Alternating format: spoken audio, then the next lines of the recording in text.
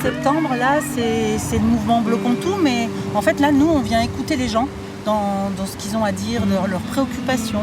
On vient les écouter, une sorte de cahier de doléances, mais nous, on a un micro. Il y a juste quelqu'un derrière. Bonjour à toutes et tous et soyez les bienvenus dans ce nouvel épisode de Sur la route. Au vu de cette rentrée sous le signe des mouvements sociaux, nous avions envie de relayer la parole. C'est pourquoi, aujourd'hui, nous vous proposons une émission en format de cahier de doléances. Vous allez donc pouvoir entendre des témoignages de personnes croisées le 10 septembre dernier à Dieulefit, dans la Drôme. Une émission réalisée en étroite collaboration avec Caroline et Pauline de Radiola, que nous remercions. Il sera donc question de colère, d'austérité, de revendication, de ruissellement, d'ultra-riches, de taxes, et puis de collectif et de joie d'être ensemble. Et comme pour chaque épisode, d'alternatives. Bonne balade. On est sur les promenades à Dieulefit, près du rond-point de la gare. Là, on s'est rassemblés. Il y a un point fixe en soutien à la mobilisation du 10 septembre. Donc on a mis une cuisine, il y a des tables, on fait des banderoles, des pancartes. Les enfants viennent s'occuper avec les adultes et on échange. Donc qu'est-ce qui te motive, toi, ici ? Il y a deux choses. Il y a la colère, évidemment, de ce énième budget injuste qui renforce encore l'austérité et qui ne s'améliorera pas avec le changement de gouvernement qui a été annoncé hier. Et puis cette colère, elle se transforme en joie quand on est ensemble et qu'on peut échanger, agir et on reprend en main collectivement notre capacité à agir.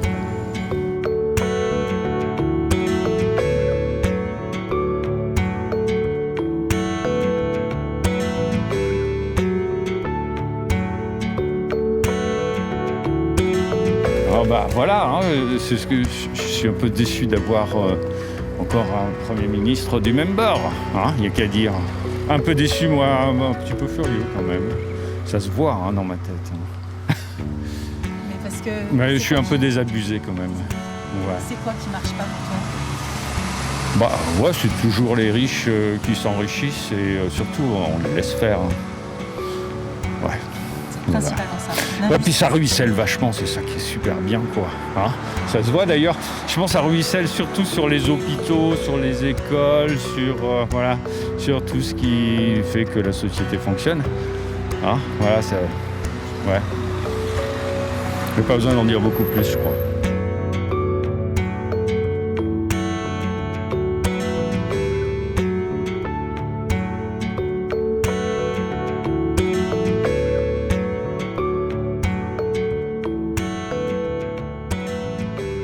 Moi, tout ce que j'aimerais, c'est qu'ils soient moins gentils avec les riches, qu'il y ait moins d'avantages pour les ultra-riches. Une meilleure redistribution, en fait. Le ruissellement, c'est qu'il n'y a pas de ruissellement. Et moi, c'est principalement ça, ma revendication, on va dire, ouais.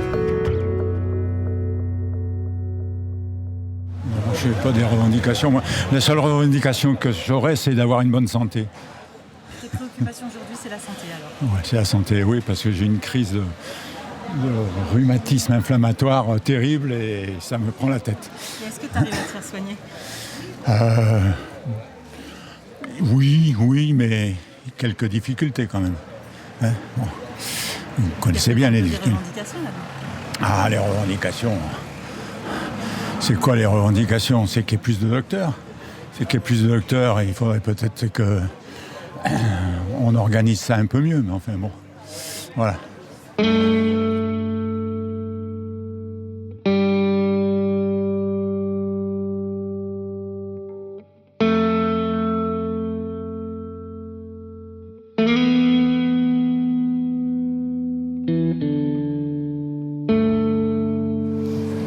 Pas trop de difficultés pour le moment. Par contre, on va dire que ce qui me préoccupe le plus, c'est ma retraite qui approche. Financièrement, je veux dire. Sinon, la retraite ne me fait pas peur en elle-même, mais les finances qui vont aller avec, oui, sûrement. Vous n'êtes pas sûr d'avoir une bonne retraite ? Je suis même sûr d'en avoir une mauvaise. Ça, c'est couru, quoi. Il me manque des années. Et puis, comme j'ai été victime d'un accident il y a quelques années, le travail, pour moi, là, c'est compliqué. Donc je sais qu'il va me manquer des années, c'est sûr. Pour les retraites, j'ai pas suivi précisément ce qui va se passer, vu que de toute façon, je sais que moi, je vais être à la ramasse, donc je veux dire, voilà. Mais de toute manière, apparemment, oui, il n'y a rien qui est prévu pour s'arranger, que ce soit ni pour les retraités, ni pour les chômeurs, ni même pour les salariés. Tout est catastrophique, quoi. Mais à votre avis, on ne peut rien faire ? Ah, je sais pas. Avant, on pouvait voter. Aujourd'hui, qu'est-ce qu'on peut faire aujourd'hui ? À part faire tomber des têtes, qu'est-ce qu'on peut faire ? Même là, aujourd'hui, c'est le 10, donc tout le monde est dans la rue. Je ne suis pas très convaincu de cette action, quoi. Mais néanmoins, je me suis fait quand même 3 ans de gilet jaune, donc je connais le truc, mais justement, là, encore un mouvement qui ne dit pas son nom, qui n'a pas d'objectif clair, si c'est pour recommencer la même chose qu'avec les Gilets jaunes, je pige pas bien, là, je suis sceptique, quoi, voilà, je suis très sceptique.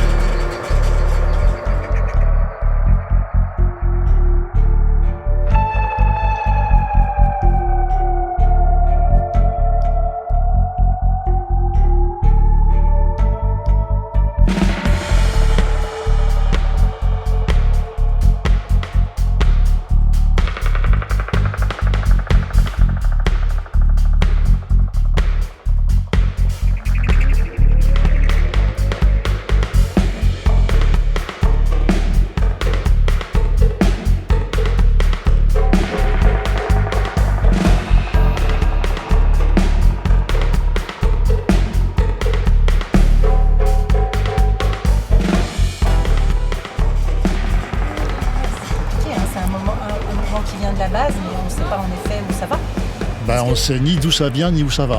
On ne sait rien sur ce mouvement.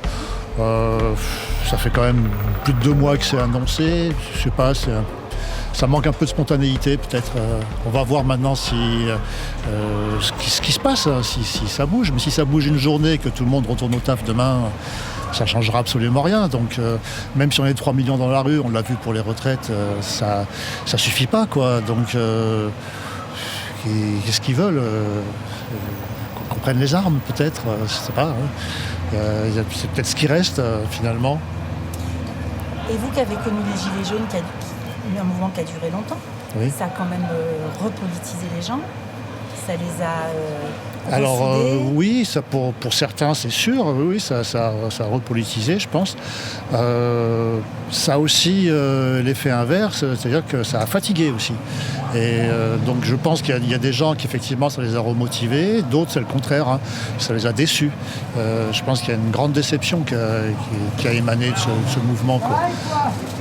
Maintenant, oui, globalement, ça reste, je pense, positif parce que ça a amené certains débats dans la société en général et une façon un peu plus citoyenne d'envisager les choses. Donc, ça a été positif. Mais je pense pas que... le mouvement des Gilets jaunes était un peu promis à l'échec. Hein. Je veux dire, voilà, pas de structure, pas de moelle épinière. Sortir tous les samedis... oui, mais après, quoi, voilà. Donc du coup, moi, perso, ça me rend encore un peu plus sceptique sur la suite des choses, même si j'étais bien impliqué dans ce mouvement, quoi. Mais moi, je l'ai vu s'étioler, en fait, au fil du temps. J'ai vu comment les syndicats ont détruit le mouvement des retraites également. Donc je sais plus trop là. Je sais plus trop dans l'espoir peut-être, mais pas dans ce type de mouvement, de manifestation. Là au Népal, vous avez vu, ils y sont allés franco, quoi. Et est-ce que c'est pas plutôt ça qu'il faut faire, même si ça donne pas la suite non plus, mais peut-être qu'au moins ils auraient peur. Peut-être qu'au moins ils auraient peur, parce que là c'est le contraire, c'est nous qui avons peur d'eux, donc ça coince, quoi. Ça coince.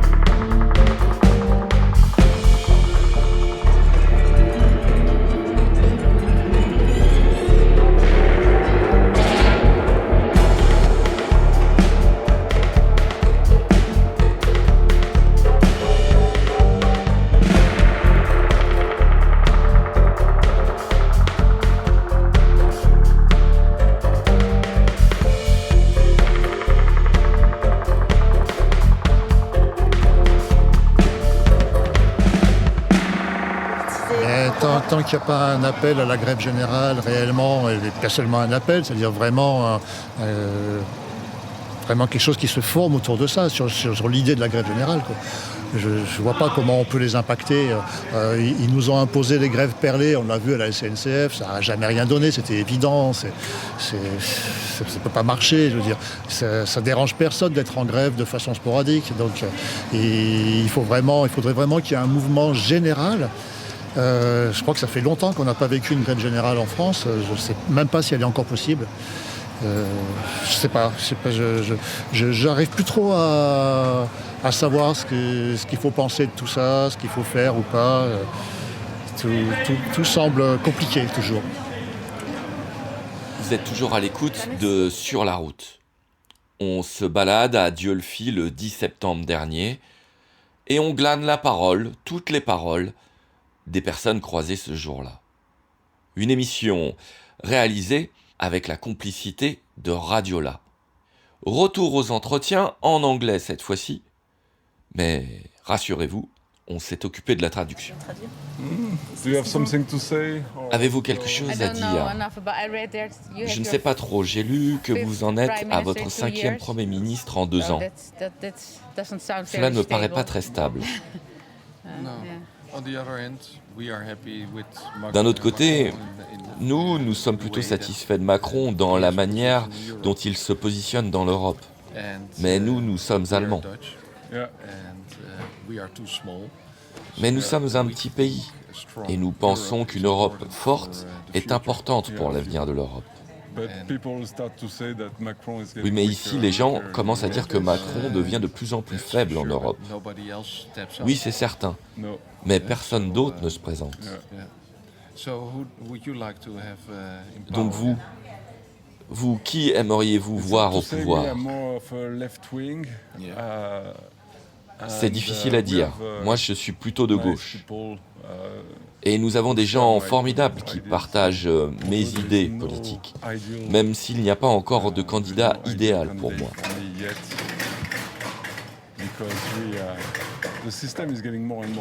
Parce que le système devient de plus en plus complexe. Vous savez, cette interaction entre les militaires, l'industrie, les médias. Oui, mais ce que nous constatons, c'est que de plus en plus de gens se tournent vers l'autocratie. Comme dans votre région. Le Pen, le Front National. Aux Pays-Bas, nous avons le PVV. Et la Hongrie, oui, en Hongrie. Et ça, c'est le plus grand danger pour nous. Pour tout le monde. Nous voyons les résultats. Pour tout le monde, oui. Mais les gens continuent à voter pour ce genre de parti. Je ne comprends pas. Je pense que c'est parce qu'ils sont arrivés au point où rien d'autre ne fonctionne. Alors ils se tournent vers ces alternatives plus dangereuses. Et trop de gens oublient ce qui s'est passé pendant la Seconde Guerre mondiale.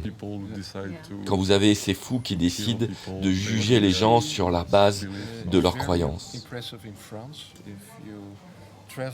Nous, ce que nous avons vu était très impressionnant parce que, en France, quand on voyage, on vient de loin, on a emprunté des petites routes pour arriver ici. Et chaque village a sa statue pour la Première Guerre mondiale. Et puis on voit un village d'une trentaine de maisons.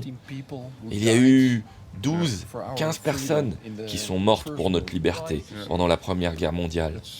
C'est vraiment impressionnant. Oui, les gens ont tendance à oublier. Absolument. I wish you good luck.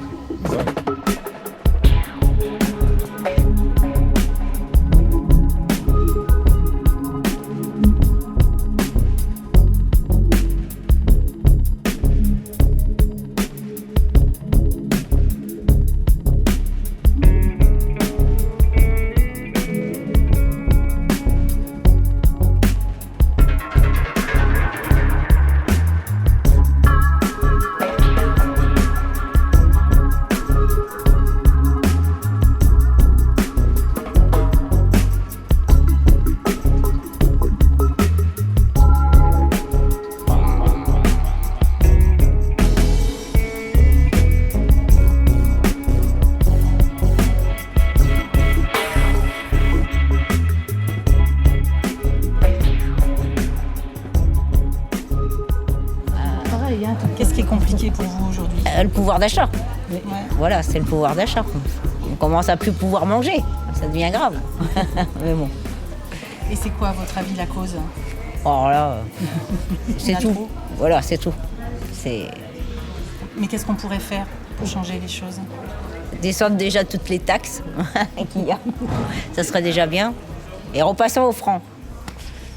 En euros, je trouve que on est un petit peu perdant quand même. Voilà.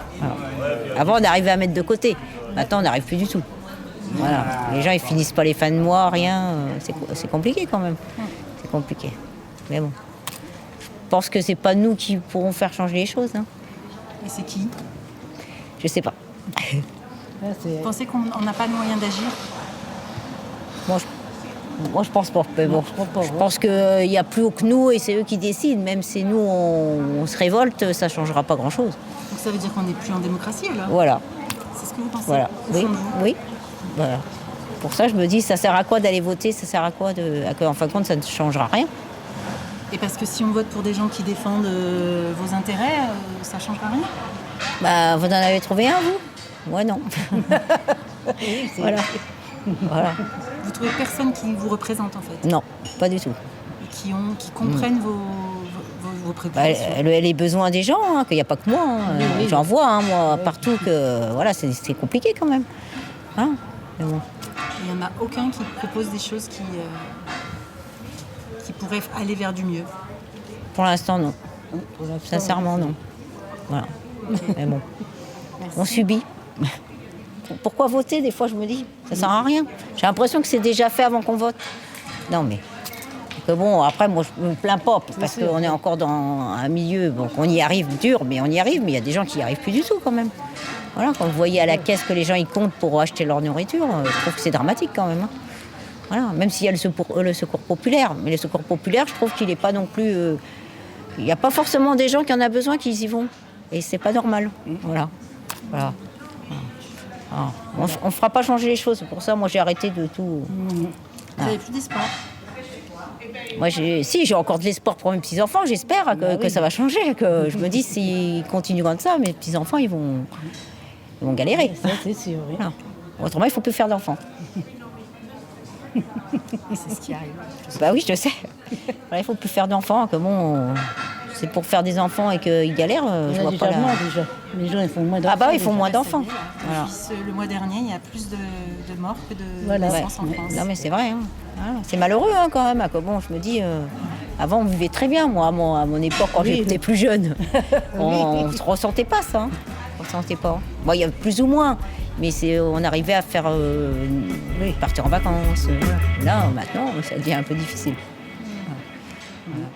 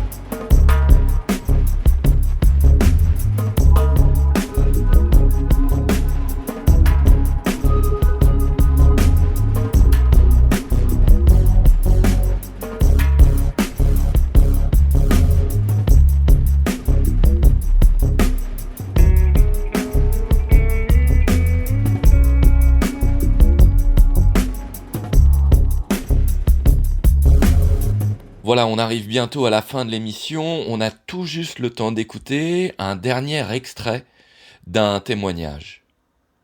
Vous êtes bien à l'écoute de Sur la route, retour aux entretiens. Vous, dans votre quotidien, vous avez des difficultés, vous avez des préoccupations ? Je pense comme tout le monde, mais j'en parle, mais dans un cercle un peu plus restreint d'amis. Mais après, je suis quand même plutôt d'accord là pour le 10 septembre. Ouais. Des préoccupations politiques, économiques. Vous, qu'est-ce qui est le plus difficile dans votre vie aujourd'hui ? Les taxations. Taxation. Beaucoup, faut pas non plus exagérer parce que j'ai pas des revenus non plus énormes. Voilà, je trouve que ça part beaucoup dans la TVA, et puis dans d'autres taxes, impôts sur le revenu, URSSAF, etc., quoi. Et ces taxes, en fait, normalement, elles servent à l'intérêt général, Oui. Mais on ne sait pas trop à quoi elles servent aujourd'hui. C'est pour ça que ça vous embête ou c'est qu'il vous en reste pas assez pour vivre ? Voilà, je pense qu'il faudrait qu'il en reste un tout petit peu plus pour vivre. Oui. Parce que l'intérêt général, je suis complètement pour, il n'y a pas de souci, mais effectivement, où ça part... après, peut-être que moi-même, je devrais me renseigner un peu plus de là où ça part. C'est aussi certainement par manque pas d'intérêt, mais par manque de volonté d'aller me renseigner. Parce que je pense qu'on peut quand même avoir les réponses aux quelques questions que je me pose, quoi. Donc quelque part, vous dites qu'il y a une espèce d'écran, on ne sait pas ce que ça devient et à quoi ça sert. Et si on veut le savoir, il faut aller chercher. Alors, ce que je sais, moi, c'est ce que je verse en URSSAF, en CRDS, en CSG. Après, à quoi ça sert ? Pour l'intérêt général. Mais qu'est-ce que c'est l'intérêt général, quoi ? Je suis pas contre la taxation il le faut de toute façon, donc c'est pas tellement ça le souci, mais je trouve que quand même, d'abord les rémunérations salariales sont bien en deçà de ce que ça devrait être. Moi, ce dont je me souviens, c'est que quand j'étais salariée, quand j'ai commencé à être salariée, j'arrivais à me payer un appart, un crédit, j'avais ma voiture. Payer tout, il me restait de l'argent encore pour aller au resto, pour faire mes courses, Aujourd'hui, franchement, quand je vois le SMIC, je me dis, mais... je vois pas très bien comment on peut vivre avec un SMIC, quoi. Il y a une année, je sais plus, on peut Et voilà, c'est fini pour aujourd'hui. Alors, URSSAF, CRDS, CSG, peut-être que plus d'informations nous seraient nécessaires. Alors à Résonance, on y pense. Et si on le peut, on vous proposera une émission dans ce sens très prochainement. En tout cas, un grand merci à Caroline et Pauline de Radiola. Pour découvrir cette web radio mondiale, hyper locale et d'intérêt général, rendez-vous sur leur site www.radiola.media. Mixage et musique par Indie Grand. Et si vous voulez réécouter cette émission ou découvrir les émissions précédentes, rendez-vous sur notre page YouTube ou Facebook. Cherchez et trouvez-nous via Association Résonance. Et pour connaître notre actualité, rendez-vous directement sur notre site résonance.media. Résonance, R-E-Z-O-N-A-N-C-E. Sur la route, une série de portraits radiophoniques.